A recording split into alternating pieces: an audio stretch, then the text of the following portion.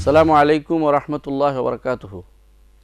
ইন্নাল হামদালিল্লাহ নাহমাদুহু ওয়া নাস্তাঈনুহু ওয়া নাস্তাগফিরুহ ওয়া নাউযু বিল্লাহি মিন শুরুরি আনফুসিনা ওয়া মিন সাইয়্যাতি আমালিনা। মান ইয়াহদিহিল্লাহু ফালা মুদিল্লা লাহু ওয়া মান ইউদ্লিল ফালা হাদিয়া লাহু ওয়া আশহাদু আন লা ইলাহা ইল্লাল্লাহু ওয়াহদাহু লা শারীকা লাহু ওয়া আশহাদু আন্না মুহাম্মাদান আবদুহু ওয়া রাসূলুহু। আম্মা বা'দ। فإن خير الحديث كتاب الله وخير الهدي هدي محمد صلى الله عليه وسلم وشر الأمور محدثاتها وكل محدثة بدعة وكل بدعة ضلالة وكل ضلالة في النار। সম্মানিত দর্শকবৃন্দ, দূরেও কাছে যে যেখানে বসে আমাদের অনুষ্ঠান দেখছেন সবাইকে সাদর সম্ভাষণ জানাচ্ছি। দর্শকবৃন্দ, আমরা আলোচনা করেছিলাম ইমাম আবু জাফর তহাবী রচিত বয়ান ও আকিদাত আহলে সুন্নাহ ওয়াল জামাআহ এই গ্রন্থটি নিয়ে। আমরা আলোচনা করেছিলাম যে ইমাম আবু জাফর তহাবী রহমতুল্লাহ আলাইহি এই গ্রন্থটিতে ঈমানের আলোচনা করেছেন, তাওহীদের আলোচনা করেছেন এবং আকীদার প্রত্যেকটি বিষয়ে কোনো না কোনো ইঙ্গিত তিনি দিয়েছেন। আমরা গত পর্বগুলোতে আসমা ও সিফাত, তাওহীদুল আসমা ও সিফাত বা আল্লাহর নাম এবং গুণের ব্যাপারে, গুণের সাথে কিভাবে তাওহীদ জড়িত হয়ে আছে এবং তার গুরুত্ব কতটুকু তা বিস্তারিত আলোচনা করেছি। আরও আলোচনা করেছি যে আল্লাহর নাম এবং গুণ সাব্যস্ত করার ক্ষেত্রে কি কি মৌলিক নীতিমালা আছে সেগুলো আমরা আলোচনা করেছি। সাথে সাথে আমরা আজকে ইমাম তহাবী রহমতুল্লাহ আলাইহি যে শব্দগুলো উচ্চারণ করেছেন, যে শব্দগুলো তিনি লিখেছেন এবং যেগুলো ইঙ্গিতপূর্ণ বিভিন্ন ভাষ্য আছে সেগুলো আমরা আজকে আলোচনা করব। তিনি তাওহীদুল আসমা ওয়াস সিফাত আলোচনা করতে গিয়ে বলেছেন, ওয়ালা ইয়াকুনু ইল্লা মা ইউরিদ, ওয়ালা ইয়াকুনু ইল্লা মা ইউরিদ, অর্থাৎ হয় না তবে তাই হয় যা তিনি ইচ্ছা করেন।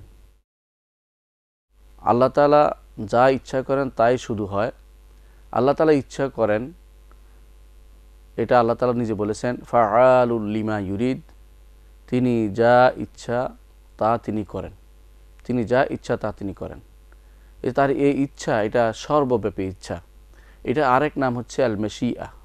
আল মাশিয়া কোরআন কারীম আল্লাহ তাআলা বলেছেন, ওয়ামা তাশাউনা ইল্লা আন ইয়াশা আল্লাহ ইন্নাল্লাহা কানা আলিমান হাকিমা। সূরা ইনসানের 30 নম্বর আয়াত আল্লাহ বলছেন, তোমরা যা চাও না কেন সেটা আল্লাহ না চাইলে হয় না। নিশ্চয় আল্লাহ তাআলা সর্বজ্ঞ এবং তিনি সব কিছু চেয়ে বেশি হিকমতওয়ালা, সবচেয়ে বেশি প্রাজ্ঞ হচ্ছেন আল্লাহ তাআলা। তিনি প্রজ্ঞাময়, তিনি সর্বজ্ঞ। তিনি জানেন কোন জায়গায় কোন ইচ্ছাটা সবচেয়ে বেশি জরুরি, তিনি সেটা জানেন। সেটা অনুসারে তার ইচ্ছা হচ্ছে সর্বব্যাপী এবং তার ইচ্ছেই বাস্তবায়ন হয়ে থাকে। আল্লাহ তাআলা আরও বলেছেন সূরা তাকওয়িরের 29 নম্বর আয়াতে, ওয়ামা তাশাউনা ইল্লা আন ইয়াশা আল্লাহু রাব্বুল আলামিন, তোমরা যাই চাও না কেন তোমাদের যে ইচ্ছা, সেই ইচ্ছাগুলো রব্বুল আলামিনের ইচ্ছা অনুসারেই হবে। তোমাদের সব ইচ্ছা বাস্তবায়িত হবে না। অনুরূপভাবে আল্লাহ তাআলা কোরআনে কারীম বিভিন্ন জায়গাতে তিনি ফাআলুল লিমা ইউরিদ বলেছেন যে তিনি যা ইচ্ছা তা তিনি করেন। তো আল্লাহ তাআলার ইচ্ছা সর্বব্যাপী। সেই ইচ্ছার কাছে মানুষের ইচ্ছা সেটা হতেও পারে, নাও হতে পারে, কিন্তু আল্লাহর ইচ্ছা অবশ্যই হবে। আল্লাহ তাআলা যা ইচ্ছা করেন তা অবশ্যই ঘটে। ইচ্ছার সাথে বেপরোয়া ভাব রয়েছে, অর্থাৎ আল্লাহ তিনি বেপরোয়া, কারো পরোয়া করেন না। এই জন্য তিনি যা ইচ্ছা তা করে থাকেন। রাসূলুল্লাহ সাল্লাল্লাহু আলাইহি সাল্লাম বলেছেন, মা শা আল্লাহু কানা ওয়া মা লাম ইয়াশা লাম ইয়াকুন, আল্লাহ তাআলা যা চান তা হয়, যা তিনি চান না তা হয় না। আল্লাহ তাআলা তিনি যখন কোনো কিছু হতে চান, করতে চান, যে জিনিসটা করবেন, তখন তিনি যেরকম হওয়াটা তার জন্য উপযোগী সে সেরকম হন। বান্দার যাবতীয় ইচ্ছা আল্লাহ তাআলা সেই ইচ্ছার অনুগামী হয়ে থাকে। বান্দা যতই অনেক কিছু চায় যে আমি এটা হই, কিন্তু আল্লাহ তাআলা না চাইলে সেটা হয় না। তাহলে বোঝা গেল যে এই যে ইচ্ছাটা, আল্লাহর যে ইচ্ছা, এই ইচ্ছে শক্তিটা দুই ধরনের। একটার নাম হচ্ছে মাশিয়া, এটা আরেক নাম হচ্ছে আল ইরাদা আল কাউনিয়া, আরেকটার নাম হচ্ছে আল ইরাদা শারঈয়া। ইরাদা কাউনিয়া অর্থ হচ্ছে প্রাকৃতিক জগতে আল্লাহর ইচ্ছাই বাস্তবায়ন হয়ে থাকে। সূর্য পূব দিক থেকে উঠবে, পশ্চিম দিকে যাবে, প্রত্যেকটি মানুষই মারা যাবে এবং প্রত্যেকটি বস্তুই একসময় বৃদ্ধ হবে, বুড়ো হবে, গাছও বড় হয়, গাছ বড় হতে হতে একসময় আবার শুকিয়ে যায়, এভাবে বাচ্চা আস্তে আস্তে বড় হয়। এই যে সিস্টেম আল্লাহ তাআলা করে দিয়েছেন, এটা আল্লাহ তাআলার ইচ্ছা। এটাকে বলা হয় ইরাদা কাউনিয়া বা প্রাকৃতিক ইচ্ছা। এই প্রাকৃতিক ইচ্ছার বাইরে কোনো কিছু সংঘটিত হয় না। এইটার আরেক নাম মাশিয়া। মাশিয়া যখন বলা হয় কোরআনে কারিমে যেখানে আল্লাহ তাআলার ইচ্ছার কথা বলা হচ্ছে, সেটাই ইরাদা কাউনিয়া মনে করতে হবে। এর বাইরে দ্বিতীয় আরেকটি ইচ্ছা আছে, বান্দার ইচ্ছা, সেটাকে বলে ইরাদা শারঈয়া, আল্লাহর ইচ্ছা। এটা ইরাদা শারঈয়া, বান্দাও ইচ্ছা করে, আল্লাহও ইচ্ছা করে। শরীয়তগতভাবে কোনো কাজ করা, দুইটা জিনিস কখনো কখনো একজনের উপর পাওয়া যায়। যেমন আবু বকর রাদিয়াল্লাহু আনহু ঈমান, এটা আল্লাহর প্রকৃতিগত ইচ্ছা এবং শরীয়তগত ইচ্ছা। আবার দেখেন কখনো কখনো দুটি জিনিসের একটি পাওয়া যাবে, একটি পাওয়া যাবে না। যেমন ফেরাউনের ঈমান না আনা, ফেরাউনের ঈমান না আনা এটা আল্লাহ তাআলার প্রকৃতিগত ইচ্ছা, কিন্তু শরীয়তগত ইচ্ছা নয়। ফেরাউনের ঈমান আনাটা হবে আল্লাহ তাআলার প্রকৃতিগত ইচ্ছার পক্ষে, কিন্তু আল্লাহ শরীয়তগত ইচ্ছার বিরোধী। তাহলে একটি কখনো কখনো আল্লাহ তাআলার ইচ্ছা, শরীয়তগত ইচ্ছাটা বাস্তবায়িত হতেও পারে, নাও হতে পারে, কিন্তু আল্লাহ তাআলার প্রকৃতিগত যে ইচ্ছা সেটা অবশ্যই বাস্তবায়িত হবে, এতে কোনো সন্দেহ নেই। আল্লাহ তাআলা মানুষের জন্য যা ইচ্ছা তা তিনি করে থাকেন। এখন মানুষের কর্মকাণ্ড, সে তারটা হ্যাকমত হতেও পারে, এটার মধ্যে তত্ত্ব থাকতেও পারে যে হ্যাকমতপূর্ণ, আবার হ্যাকমতপূর্ণ নাও হতে পারে, কিন্তু আল্লাহর প্রাকৃতিগত ইচ্ছা প্রত্যেকটার মধ্যে হ্যাকমত জড়িত আছে। সেটা কখনো ব্যক্তির একক হ্যাকমত অথবা সমষ্টিগত কোনো হ্যাকমত আছে। সুতরাং কাফেরের কুফরিতে থেকে যাওয়া এটা আল্লাহর একটা ইচ্ছা, কিন্তু সেই ইচ্ছাটার নাম হচ্ছে প্রকৃতিগত ইচ্ছা, এটা শরীয়তগত ইচ্ছা নয়, কিন্তু সেটার সাথে হ্যাকমত জড়িত আছে, যে হ্যাকমতটা আমরা জানি না, সেই হ্যাকমতটা আমরা জানি না। এই জন্য ফাআলুল লিমা ইউরিদ, তিনি যা ইচ্ছে তা তিনি করতে পারেন, তার ইচ্ছার বাইরে কোনো কিছু সংগঠিত হয় না, তার ইচ্ছার বাইরে কোনো কিছু সংগঠিত হয় না। এই ইচ্ছাটা যেটা আমরা বলেছি সেটা হলো ইরাদা কাউনিয়া। আর বান্দার ইচ্ছাগুলো আল্লাহ তাআলা আরেকটা ইচ্ছা ইরাদা শারঈয়া আছে। ইরাদা কাউনিয়া যেটা প্রাকৃতিক ইচ্ছার সাথে আল্লাহ সন্তুষ্টি জড়িত নেই, সেটা সন্তুষ্টির কিছু নেই, কিন্তু ইরাদা শারঈয়ার সাথে সন্তুষ্ট জড়িত। অর্থাৎ বান্দা ঈমান আনবে, এটা আল্লাহ সন্তুষ্ট, বান্দা কুফরি করবে, এটা আল্লাহ সন্তুষ্ট নন। এখানে আমাদের ইমাম যে কথাটি বলেছেন যে ওয়ালা ইয়াকুনু ইল্লা মা ইউরিদ, তিনি যা চান তা ব্যতীত আর কিছু ঘটে না, তার ইচ্ছা ব্যতীত কোনো কিছু সংগঠিত হয় না। এখানে কাদেরিয়া ফেরকার উপর তিনি রদ করতে চেয়েছেন, কাদেরিয়া ফেরকার মতামত তিনি খণ্ডন করতে চেয়েছেন। তারা বলতো যে আল্লাহ তাআলা বান্দার পক্ষ থেকে আনুগত্য চেয়েছেন, আর বান্দার ঈমান আনুক এটা চেয়েছেন, কিন্তু বান্দা নিজে কুফরি এখতিয়ার করেছে, এই জন্য সে কাফের হয়ে গেছে। অর্থাৎ বান্দা যে কুফরি করে এটা আল্লাহ তাআলার ইচ্ছার বাইরে হয়ে থাকে, তারা বলে থাকে। এই কথাটি যেহেতু পথভ্রষ্টদের কথা, এই জন্য তিনি আমাদের ইমাম এই কথাটি উল্লেখ করে নিয়ে এসেছেন যে এটা কখনো নয়। মুতাজিলারা এবং বিশেষ করে কাদেরিয়ারা, বর্তমানে শিয়ারা, একই মতে বিশ্বাসী যে আল্লাহ তাআলা তার সৃষ্টিকুলে, তার রাজত্বে, তার ইচ্ছার বাইরে কোনো কিছু সংগঠিত হয়, এটা তারা বলে থাকে। কারণ তারা মনে করেছে যে যদি আল্লাহর ইচ্ছার বাইরে কোনো কিছু ইচ্ছার আল্লাহ বান্দার কুফরি করা যদি আল্লাহর ইচ্ছা হয়, তো আল্লাহ তাআলা সেটাতে সন্তুষ্ট লাজিম আসবে, বাধ্যতামূলক হবে। আর কুফরি সন্তুষ্ট হলে আল্লাহ তাআলা কেন শরীয়ত দিবেন? মানে তারা আল্লাহর শরীয়ত এবং আল্লাহ তাআলার ইচ্ছাকে দুইটাকে আলাদা করতে পারেনি। আল্লাহ তাআলার শারঈ ইচ্ছা এবং কাউনি ইচ্ছা বা প্রাকৃতিক ইচ্ছা এবং শরীয়তগত ইচ্ছাকে আলাদা করতে পারেনি বলেই তাদের এই পথভ্রষ্টতা। সুতরাং এখানে আমাদের ইমাম যে জিনিসটা চেয়েছেন যে আল্লাহ তাআলা ইচ্ছা করেন, যা ইচ্ছে সেটাই সংগঠিত হয়।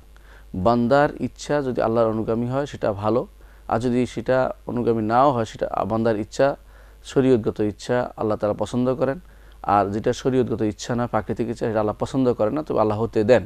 কারণ বান্দাকে আল্লাহ তাআলা সীমিত ক্ষমতা দিয়েছেন, সেটা অনুসারে সে পছন্দ করতে পারে, কিন্তু পছন্দ করলেও আল্লাহ তাআলা যা ইচ্ছা করেছেন সেটাই সংগঠিত হবে।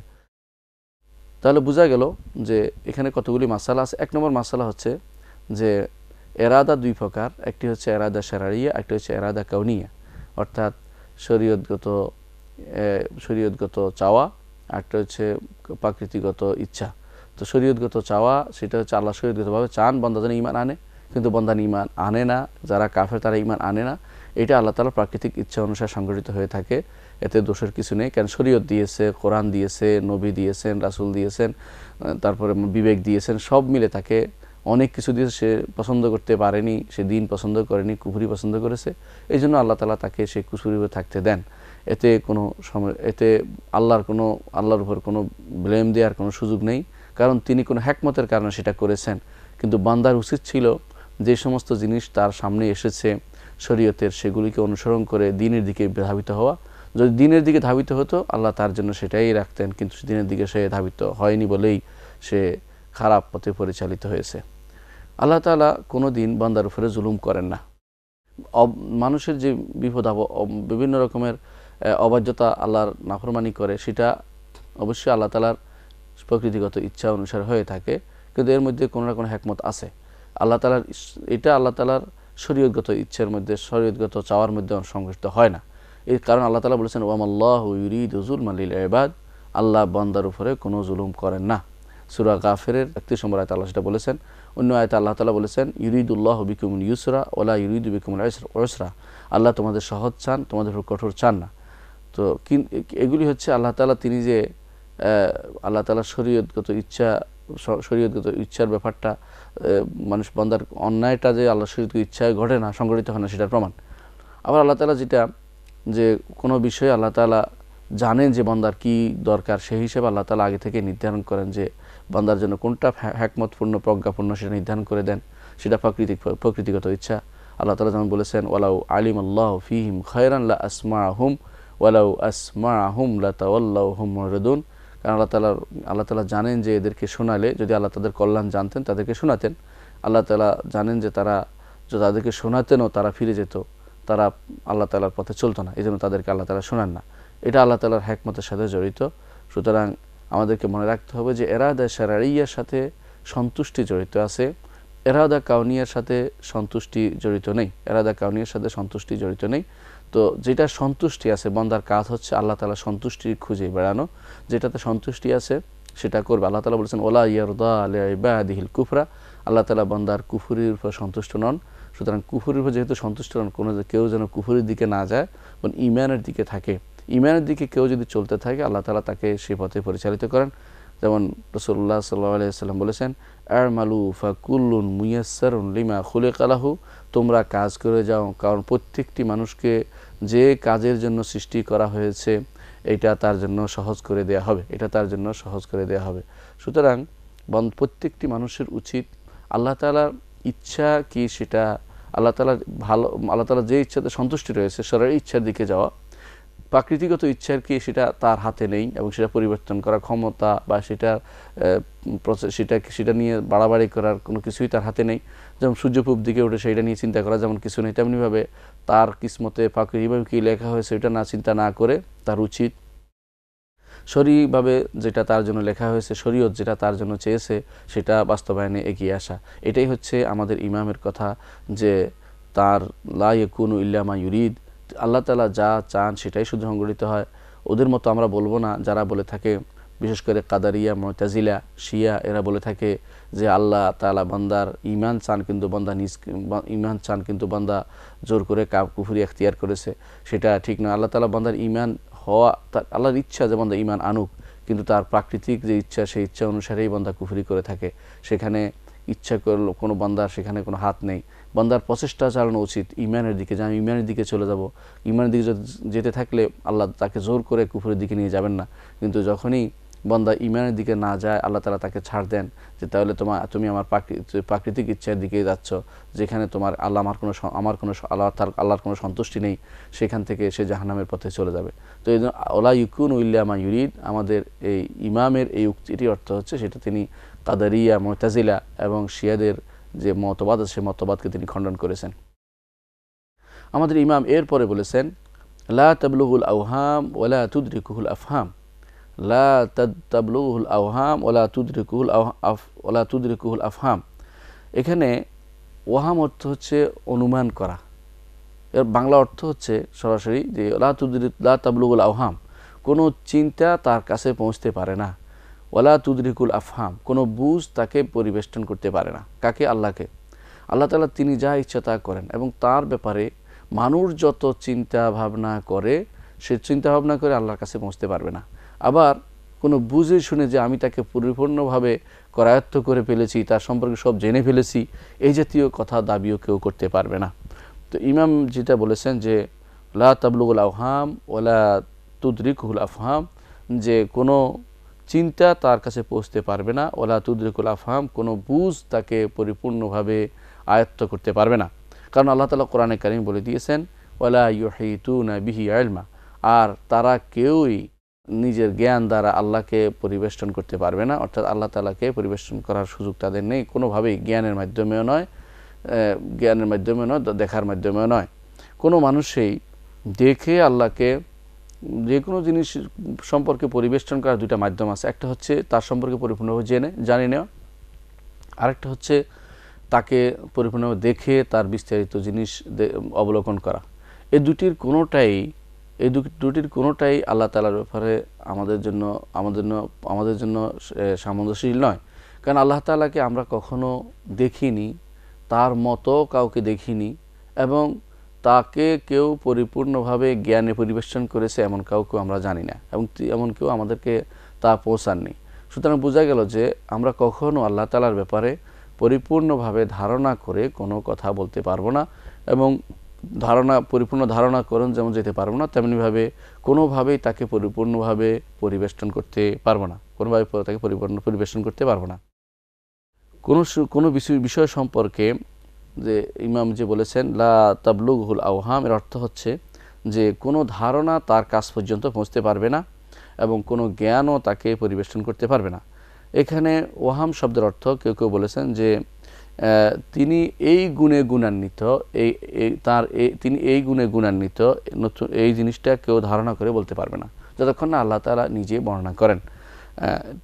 আর যে জিনিসটা হচ্ছে তার যে দ্বিতীয় হচ্ছে যে তিনি বলছেন ওয়ালা তুদরিকুল আফহাম, এবং তার গুণগুলো যে গুণগুলো আসছে কোরআন এবং সুন্নাহ, সেগুলোর বাস্তব অবস্থা বিবেক দিয়ে কোনোদিন উপলব্ধি করতে পারবো না, অথবা বাস্তব অবস্থা বিবেক দিয়ে কখনো পরিবেষ্টন করে আমরা বলতে পারবো না। কখনো বলতে পারবো না যে আল্লাহ তাআলা সম্পর্কে যে তিনি তার গুণগুলোর বাস্তব অবস্থা এরকম, এটা কখনো বলতে পারবো না। বরং আমরা তাকে চিনি তার গুণগুলোর মাধ্যমে, সেই গুণগুলোর বাস্তব রূপ আমরা জানি না। সেগুলো হচ্ছে তিনি আহাদ, সামাদ, লাম ইয়ালিদ ওয়া লাম ইউলাদ ওয়া লাম ইয়াকুল লাহু কুফুয়ান আহাদ। যেমন আল্লাহ তাআলা বলেছেন আল্লাহু লা ইলাহা ইল্লাহুল হাইয়ুল কাইয়্যুম লা তাখুযুহু সিনাতুন ওয়া লা নাওম। এটা আল্লাহ তাআলা বলেছেন লাহু মা ফিস সামাওয়াতি ওয়া মা ফিল আরদ। আল্লাহ তাআলা তিনি ব্যতীত কোনো ইলাহ নেই, তিনি হাই এবং কাইয়ুম, তাকে তন্দ্রাও পায় না, ঘুমও পেয়ে বসে না। লাহু মা ফিস সামাওয়াতি ওয়া মা ফিল আরদ, আসমান এবং জমিনে যা কিছু আছে সব কিছুর মালিকানা আল্লাহরই। আবার আল্লাহ তাআলা বলেছেন হুয়াল্লাহুল্লাযী লা ইলাহা আল মালিকুল কুদ্দুসুস সালামুল মুমিনুল মুহাইমিন আজিজুল জাব্বারুল মুতাকাব্বির সুবহানাল্লাহি আম্মা ইউশরিকুন হুয়াল্লাহুল খালিকুল বারিউল মুসাওয়ির লাহুল আসমাউল হুসনা ইউসাব্বিহু লাহু মা ফিস সামাওয়াতি ওয়াল আরদ ওয়া হুয়াল আজিজুল হাকীম। তিনি সূরা হাশরের আয়াতগুলোতে আল্লাহ তাআলা দেখিয়ে দিয়েছেন যে আল্লাহ তাআলার কি কি গুণ, কি কি নাম আছে, এবং আরও অন্যান্য নাম এবং গুণ রয়েছে।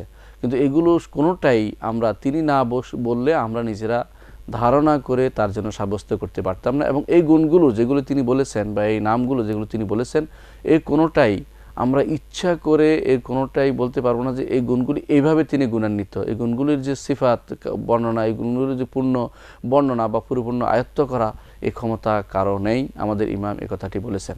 আমাদের ইমাম যে মূল কথাটি এখানে বলতে চেয়েছেন সেটা হচ্ছে লা তাবলুগুল আওহাম ওয়ালা তুদরিকুল আফহাম, যে তাকে কোনো ধারণা কোনোদিন তার কাছে পৌঁছতে পারবে, ধারণা করে তার কাছে পৌঁছার কোনো ক্ষমতা নাই জাতের ব্যাপারে, তার সত্তার ব্যাপারে। ওয়ালা তুদরিকুল আফহাম, এবং কি বুঝে করে তার গুণগুলোর কাছে কেউ পৌঁছতে পারবে না। আমার মনে হয় বিষয়টি আমরা আরও স্পষ্ট করতে পারব পরবর্তী কোনো পর্বে। ততক্ষণ আপনারা ভালো থাকুন। আসসালামু আলাইকুম ওয়া রাহমাতুল্লাহি ওয়া বারাকাতুহু।